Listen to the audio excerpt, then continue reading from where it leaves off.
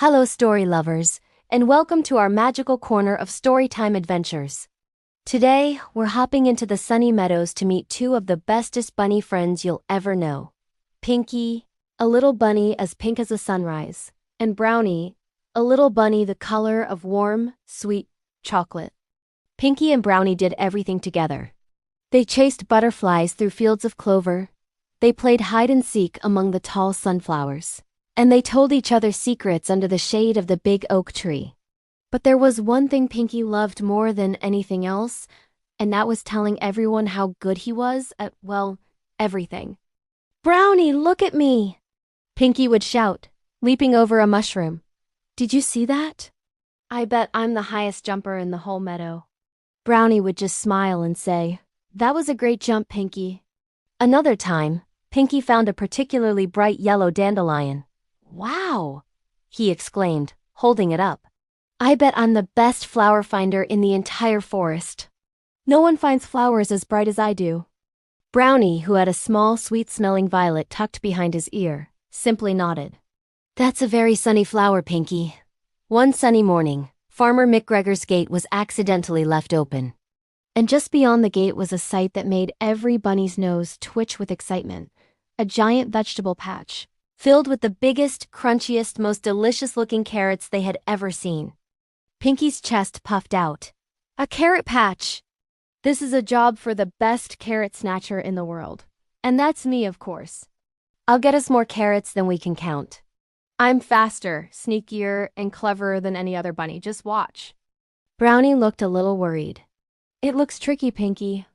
Farmer McGregor's garden has lots of twists and turns. Maybe we should go together and help each other." Pinky just laughed. "Help? I don't need help. I'm Pinky, the amazing carrot champion. You stay here and get ready to be impressed." With a flick of his fluffy pink tail, Pinky zipped through the gate and into the garden.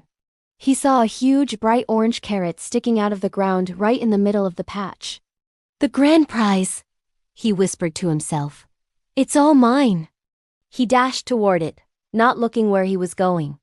He was so focused on being the best and getting the biggest carrot that he didn't see the long green watering hose snaked across the path. Whoops! Pinky tripped and tumbled, rolling head over heels until he landed right inside an empty watering can. Clang! He was stuck. He wiggled and squirmed, but his long pink ears were caught. "Oh dear," he squeaked. "Help! I'm stuck." He felt a little embarrassed. The best carrot snatcher in the world shouldn't get stuck in a watering can. Back at the edge of the meadow, Brownie had been watching. He saw Pinky trip and heard his little call for help. Without a second thought, Brownie hopped quietly and carefully into the garden. He didn't boast, and he didn't run. He looked left, then right, carefully stepping over the hose that had tripped Pinky. He hopped over to the watering can.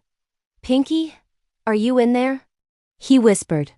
"Brownie, I'm so glad to see you." Pinky's voice echoed from inside the can.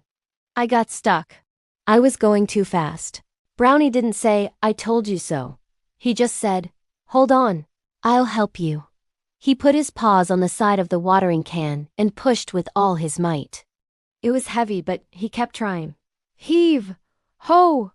With one final push, the can tipped over, and Pinky slid out, a little dizzy but safe. "Thank you, Brownie," Pinky said, his ears drooping. "You were right. I should have been more careful. I thought I could do it all by myself." Brownie smiled warmly. "It's always better when we help each other. Now, how about we get those carrots together?"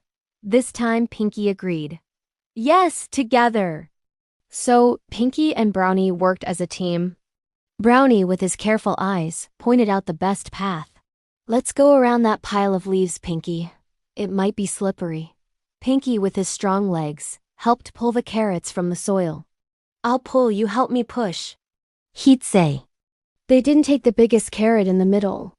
Instead, they gathered a bunch of smaller, yummy carrots that were easier to carry.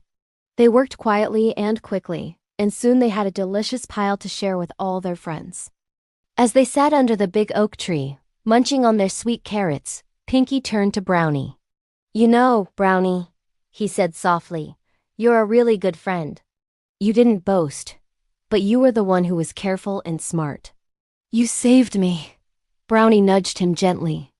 And you're really strong, Pinky. We make a great team. Pinky smiled, a real happy smile.